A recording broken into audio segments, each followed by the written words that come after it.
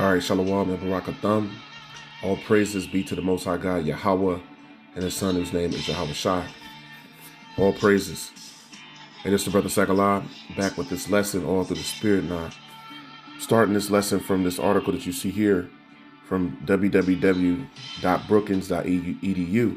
Now, this article is an older article, but it speaks about, some of the issues that are going on globally and how the wealthy elite have the power to actually solve these issues, as we read a little bit in the article. Now, I'm bringing this up because in lieu of what's going on currently, well, where Trump just signed a bill a few days ago saying it's time to get all the homeless people off the streets, and how that's a shame unto this nation. Well, that's been going on, for many decades, especially out in Skid Row, where you have more homeless people just in California than you have, in most states, just in one city and just within a few blocks. Now, this says Elon Musk and billionaires and the United Nations, the 1% solution to global development. Now, it's speaking about Musk, billionaires, and the UN, because a lot of the Edomites are of those that are the wealthiest on the planet. Keep that in mind. Now, this goes on to say, earlier this week, Elon Musk rose to a challenge posed by the World Food Program's director. So this was a few years ago, as you see here on the screen, October 30th, 2021. David Beasley to donate 2% of his wealth to solve the global hunger crisis, he tweeted. This was the tweet, and here was the response. Mr. Beasley backtracked, saying he'd fly anywhere to meet Mr. Musk and that millions of lives could be improved with the money. The exchange generated over 330,000 likes and tens of thousands of comments on social media. While seemingly only semi-serious, it reveals important features of today's world. The first being, billionaires can impact billions of lives if they chose to. If they chose to do so, they could impact billions of lives. But we know the scriptures tell us that that Esau, one of the attributes of Esau is that he had war in his heart, meaning he's looking to conquer. That's why he coveted fields and take them by violence in Micah 2, in verse 2. And he goes around the world taking the resources and destroying the people and their heritage. Right? Now, this goes on to say, until recently, even the wealthiest individuals did not have enough money to make a material dent in global problems, let alone solve them. Compared to the size of national economies or the budgets of the governments of national economies, their wealth appeared small. This is no longer the case. There are 2,755 billionaires in the world today, with an estimated wealth of $13.2 trillion. And this goes on to speak about how powerful the wealthy and the elite truly are. It says even just 1% of this wealth, equivalent to a tax rate of 15 to 20% on the accrued income that billionaires receive, with returns of 5 to 7% per year, would yield a flow of $130 billion per year. It says this being compared annually to $160 billion from all countries and multilateral institutions combined. Looking for contributions from millionaires has moved from a nice-to-have niche improvement to becoming part of the conversation on financing to solve large-scale global issues. And this goes on to speak about housing, since that has come up with that bill that was just passed by Trump. Food, shelter, clothing, all these things, all the necessities. But why hasn't these issues been solved, or why has there not been a push if it's that simple? Well, it's because of who's ruling. As the people are, as the king is, so are his subjects, so are those that are underneath him. And who's ruling?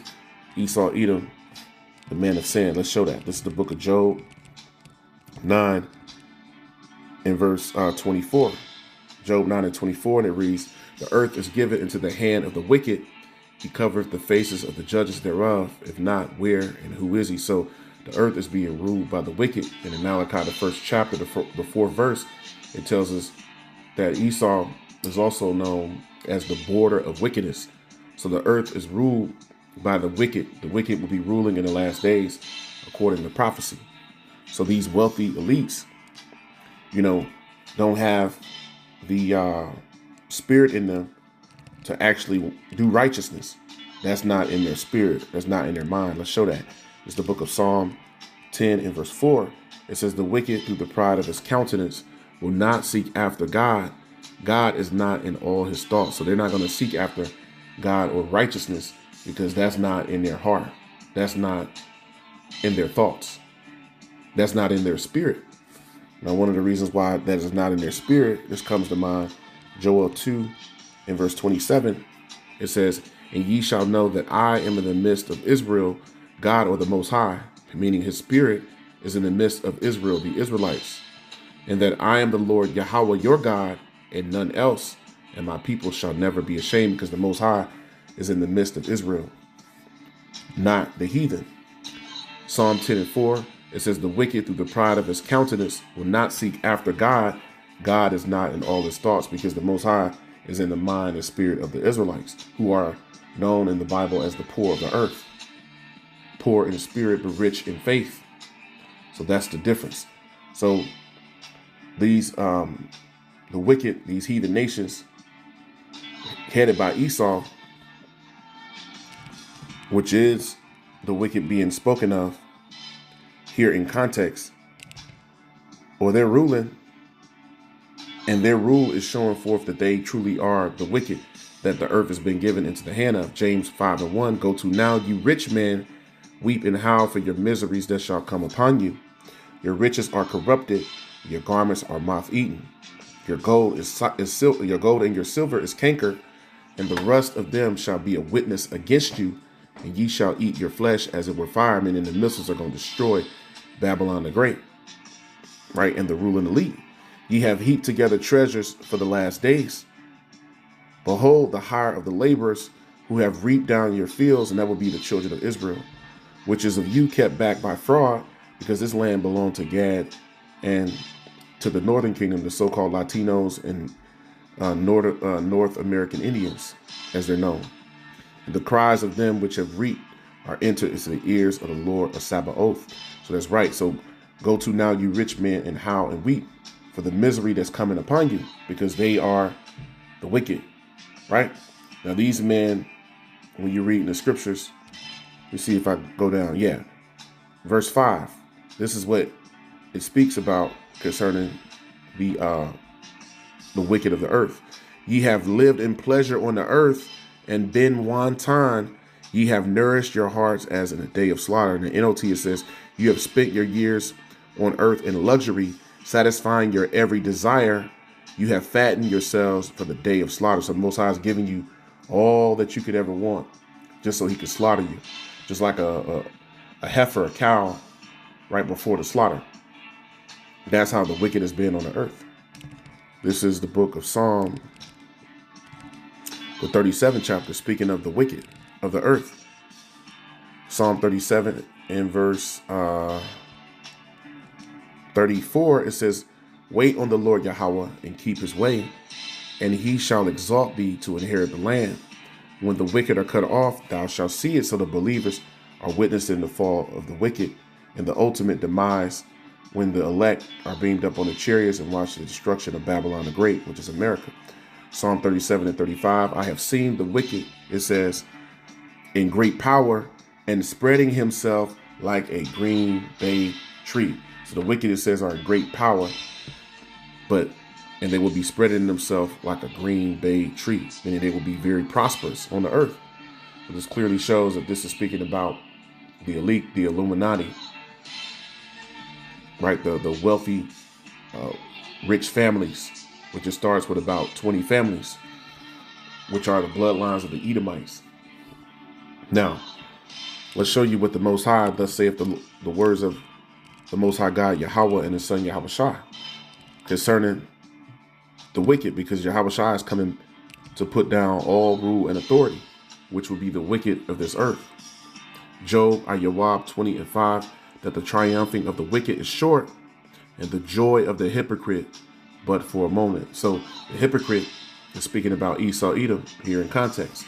So the joy of the hypocrite is just for a small moment, and that time is almost up. So Esau is a hypocrite. He's the hypocrite of the earth. Now, let's get that word actually before we go. Let's get that word for hypocrite here. The word hypocrite, hypocritical, godless, profane, a hypocrite, one that is irreligious, impious, one that is impious going into being ungodly, immoral, profane. Profane means outside of the temple. So the joy of the hypocrite, it says, is just for a moment. Now let's get that also in Isaiah, the 10th chapter, going into the hypocrite, the joy of the hypocrite. Isaiah 10, and we'll go to the point in verse 6. It says, I will send them against an hypocritical nation. It says, and against the people of my wrath will I give him charge. So Esau has been given power to put us into captivity here in the last days. That's not by, Esau's will, but by the will of God, the will of the Most High Yahweh. And I will give him charge to take the spoil. We become the spoil of, our captors, and to take the prey and to tread them down like the mire of the street. So it says, I will send him against an hypocritical nation, a people, it says, against the people of my wrath. So, it's twofold when you read the scriptures with distinction, that the hypocritical nation is speaking about Esau more specifically, but it's not limited to that, because it's also speaking about our people. The children of Israel are also being a hypocritical nation. As being a hypocritical people in the sight of the Most High. Let's show that in the book of Amos, the ninth chapter. So how our people are also a hypocrite. Esau is the hypocrite, but our people are also hypocrites in the sight of the Most High. That's why he sent Esau to enslave and to rule over us in the last days for not serving him. Amos 9 and verse 10, all the sinners of my people shall die by the sword, which is that hypocritical nation, which say the evil shall not overtake nor prevent us. That's right. So the average everyday Israelite today don't truly believe in the messengers of the Most High. They don't believe in the word and in the truth. They don't live according to this rule, according to this word, according to the laws, statutes, and commandments of the Most High, which would make them hypocrites, because the scriptures say they say in their heart that they love God with their mouths, but their heart is far from the Most High. So they speak that, but not indeed do they live the things that they say. That makes them hypocrites, right? And it also says in Isaiah, the 30th chapter, they say, which say to the seer, see not, and to the prophets, prophesy not unto us right things, speak unto us smooth things, showing you that our people are identified as hypocrites also in the scripture. So all the sinners of the Most High's people, he said, are going to die by the sword, because they are indeed hypocrites. It's the book of Isaiah 13 and verse 11. It says, and I will punish the world for their evil and the wicked for their iniquity, and I will cause the arrogancy of the proud to cease, and I will lay low the haughtiness of the terrible. So the Most High is coming to punish all the inhabitants of the world for their evil and for their wickedness. So that would be people in general. So now, as the people of the earth in general are hypocrites too, because they praise other gods, they deny the God of the Israelites, right? They live contrary to truth as well, because the nations are really, if we were in our rightful steed, the nations would be actually serving us. This is the book of 2 Ezra 15 and verse 22. Speaking of the Most High's people who are hypocrites, my right hand shall not spare the sinners, and the right hand of God, the Most High, is his son, whose name is Yahweh, who sits or stands at the right hand side of the Most High. And my sword shall not cease over them that shed innocent blood upon the earth. That's why he's going to, punish the world for their evil and for their iniquity. It says the fire is gone forth from his wrath, speaking the missiles, and have consumed the foundations of the earth, and the sinners like the straw that is kindled. Woe to them that sin and keep not my commandments, saith the Lord Yahweh. I will not spare them. Go your way, ye children, from the power. Defile not my sanctuaries. The Most High is concerned about his sanctuary. He's concerned about his sanctuary, which are the children of Israel, which is the elect of the nation of Israel. when you read in Matthew, and I go here often because the scriptures make it clear who the Son of the Most High is actually coming back to deliver. This is the book of Matthew 24 and verse 31.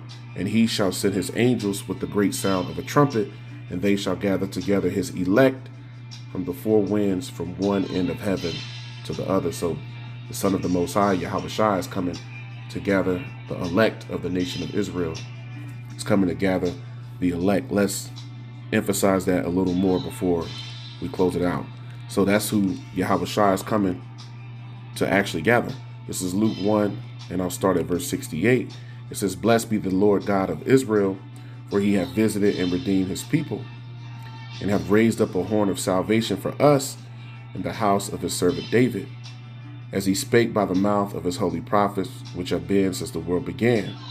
And here's the point, Luke 1 and 71, that we should be saved from our enemies and from the hand of all that hate us, to perform the mercy promised to our fathers, and to remember his holy covenant, the oath which he sware to our father Abraham. So from Abraham, Isaac, down to Jacob, and then the 12 tribes that come from Jacob. That's who the oath was with. Verse 74, that he would grant unto us that we, being delivered out of the hand of our enemies, might serve him without fear. That's the only way that the children of Israel can fulfill that prophecy, is that Yahweh Shai would have to come back, the deliverer, and deliver his people to give them that promise. The promise of salvation and eternal rulership on the earth forever and ever. And to do that in peace, which is the will of the Most High God. As the scriptures say, you know, that it is your Father's, fear not, little flock, for it is your Father's good pleasure to give you the kingdom. I want to give all praises, even honor, and glory to the God of heaven and earth, Yahweh, Bahashem, Yahweh Shai, Bahashem, Rakak, Wadash. All praises be to the Most High God, Yahweh, and His Son, Yahweh Shai. Honors be to the elect elders of the nation of Israel, Barak Yamlah, Habayath, Madabada. Blessings to the house of David, which are your brothers laboring, and to the Akyam wa Agwath, which are the brothers and sisters that also listen and believe on the glorious gospel being preached throughout the four corners of the earth. And to you, I say Shalom, Shalom, and Barakatham.